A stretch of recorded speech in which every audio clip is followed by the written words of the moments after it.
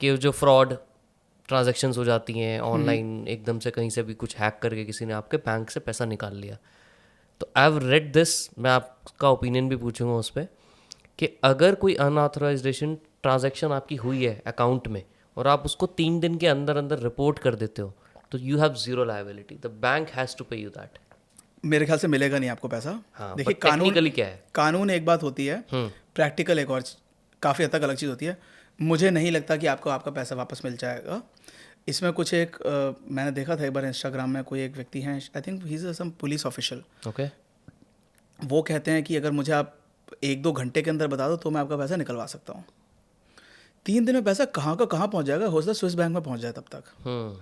ठीक है, अगर मान लीजिए बट लीगली बाइंडिंग तो बैंक का है अगर रूल है तो।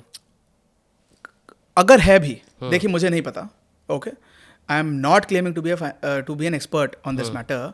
अगर है भी तो मतलब आप क्या चाहते हैं? सपोज आपने, देखिए पहली बात तो कहीं पे भी जाएं, वो मोमोज की दुकान पे जाएं या गोलगप्पे वाले पे जाएं, वहाँ पे स्कैन मत मार दो 10-20 रुपए के लिए। You keep that much cash, क्योंकि आपको पता नहीं कि वो बंदा कौन है और वो किस खाते में वो पैसा जा रहा है, कौन सा टेररिस्ट के खाते में जा रहा है या जेन्युइन भी हो सकता है। ठीक है, तो आप जो शाम को गोलगप्पे खाते हो कैश, कैश, अच्छा 10-10 के सिक्के, हाँ ठीक है। हाँ। आई मीन थोड़ा सा इसमें कष्ट होता है बिकॉज आजकल कैश नहीं होता है किसी के पास, but little bit of effort can be made. नहीं तो डू सम जुगाड़ यार, रोज़ खाते हैं उसको बोलो कि यार 5 दिन बाद दे दूंगा 100 रुपये एक बार में, एडवांस दे के रखो। हाँ, बट एनीवे हर जगह वो जाके स्कैन नहीं मारना चाहिए। लेकिन अब मान लीजिए कि सपोज आपने वो स्कैन मार दिया और आपका 50,000 रुपये आपके अकाउंट से गायब हो गया और बैंक की लाइबिलिटी बनती है। अगर आप जैसा कह रहे हैं, मैं आपकी बात मान लेता हूँ। अब बैंक आपको 3 दिन का, बैंक खुद से तो देगा नहीं, कोई भी अपने आप से तो देता नहीं है कोई चीज़। You have to fight for it. Fight means you have to go to court. Court से आप वो ले लेंगे 50,000 रुपये। 50,000 रुपये रिकवर कराने के लिए आपको कम से कम 2 लाख रुपए तो वकीलों पे खर्च करने पड़ेंगे वो रिकवरी कराने के लिए, और वो 3 साल तक केस चलेगा आपका। Do you want that?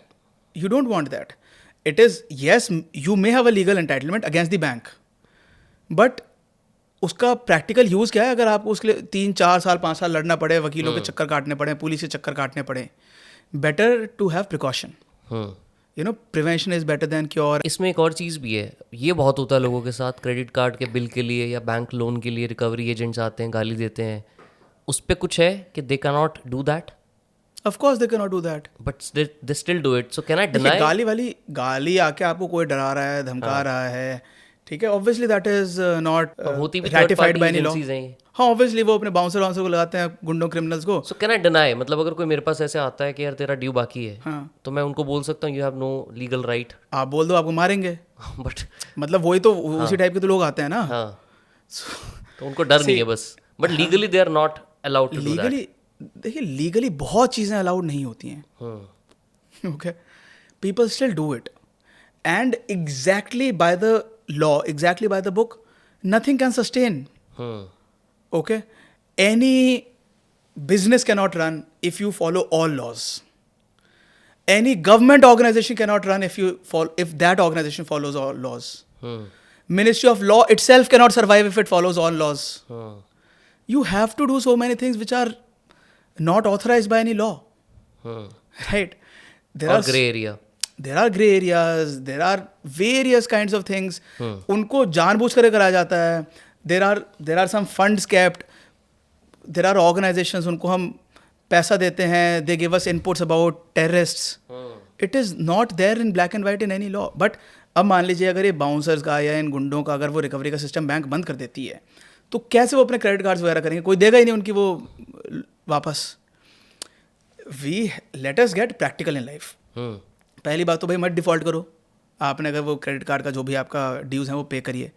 अगर आपको लगता है कि आप ओवर स्पेंड करते हैं, मत लो यार credit card, because some people are, western concept है ये भी कि ओवर स्पेंडिंग का, आमदनी ठन्नी खर्चा रुपया.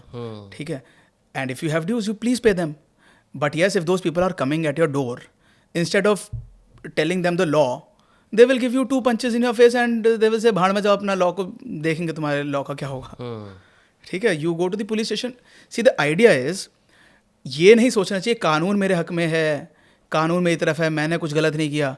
Because yes the law may be in your favour, but still you will suffer. We know the case of Atul Subhash. आपने रील्स वगैरह देखते हैं, उसका देखा होगा. He had not done anything wrong.